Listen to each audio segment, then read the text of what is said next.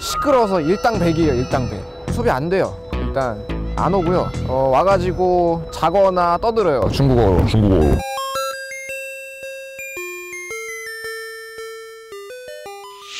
2000년대부터 학령 인구가 감소하고 2009년 반값 등록금 정책이 시작되면서 외국인 유학생은 빠르게 증가합니다. 유학생 수는 19년 기준 16만 명으로 20년 만에 무려 40배 넘게 증가했죠. 대학은 인구 감소와 등록금 동결로 인한 재정적 문제를 메꿔줄 수 있는 유학생을 거절할 이유가 없습니다. 또한 2006년부터 대학 평가에 국제화 부문 평가 항목을 도입합니다. 대학은 평가에서 높은 등급을 받기 위해 유학생을 적극적으로 받아들이는 거죠. 가장 많은 학교의 유학생 비중은 25%를 넘었습니다. 학생 4명 중 1명이 유학생이라는 거죠. 이렇게 많아지다 보니 수업을 듣거나 조별 과제를 할 때 한국 학생들과 유학생이 한조가 되는 것을 피할 수가 없습니다. 문제는 이런 상황에서 한국 학생과 유학생들 사이에서 갈등 역시 피할 수 없다는 것입니다. 같은 팀원이 되길 희망하지는 않는 것 같아요. 공부량의 차이도 있고 언어량의 차이도 있기 때문에. 저희 조 7명에서 4분 정도가 중국분이셨는데 그때 중국분들 안부도 안 하셔서 저 혼자 했던 기억이 있거든요. 발표 전날에 아프신다고 하시고 중국으로 가신다거나. 학생들의 불만은 수업 시간까지 이어집니다. 시끄러워서 일당백이에요. 일당백. 수업이 안 돼요.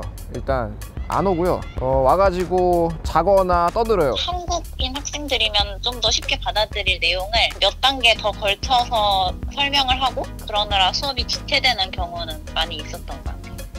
이러한 어려움을 느끼는 것은 한국 학생뿐만이 아닙니다. 언어 장벽이 낮다 보니 유학생들은 토론에 참여하는 데 어려움을 느끼거나 발표를 맡지 못해 수업에서 겉도는 경우도 많습니다.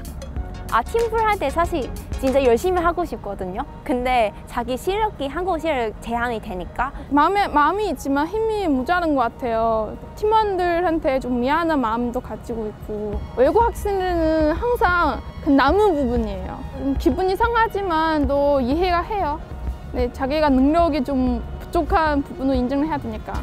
교수 입장에서 보면 엄청 답답한 경우가 너무 많습니다. 수업을 한국어로 하는 경우에 한국인 학생들하고 수준이 너무 차이가 납니다. 특히 또 한국인 학생들은 요새 취업도 안 되고 그러니까 학점을 굉장히 민감하거든요. 근데 이게 외국인 학생하고 같이 심의를 하다 보면 자기한테 피해가 오는 것 같은 느낌이 드는 경우에는 한국인 학생들이 싫어하는 경우가 뚜렷하죠. 학생들 사이의 이러한 갈등은 유학생 수 채우기에만 급급한 학교에서 문제를 찾을 수 있습니다. 교육부는 유학생을 선발할 때 최고 6등급까지 있는 한국어 능력 시험에서 3급 이상, 토플을 530점 이상 맞아야 하는 언어 능력 기준을 두었습니다.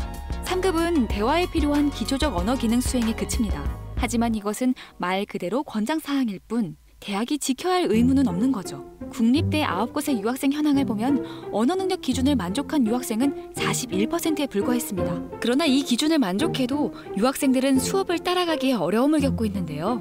사실은 6급 받아서도 힘들 것 같아요. 전공 수업 들을 때 충분히 이해가 되지 않고 팀플 같은 경우에도 이제 한국말 못 알아들으니까 이제 도움도 줄 수도 없고 그래서 오히려 이제 유학생에 대해서 편견이라고 해야 되나 이런 게 많이 생기고 있다고 생각을 해요. 최소 요건이에요. 최대 요건은 절대 아니라는 거죠. 그 등급이 높다고 해서 한국에서 수업을 따라갈 수 있을 정도의 고등교육 역량이 갖추었다고 보지는 않습니다. 언어 역량 외에 또 학문적 역량이 따로 있는 거예요. 페이퍼를 쓸 수 있는 이런 능력이 전반적으로 테스팅을 안 하고 우리 한국 학생들하고 같이 곁들여서 수업을 하기는 어렵다는 겁니다. 저는 보기에. 이런 상황임에도 불구하고 교육부는 계속해서 유학생 수 늘리기에만 집중하고 있습니다. 대학, 좋은 교육 환경을 위해 유학생의 체계적인 입학 기준부터 세워야 하지 않을까요?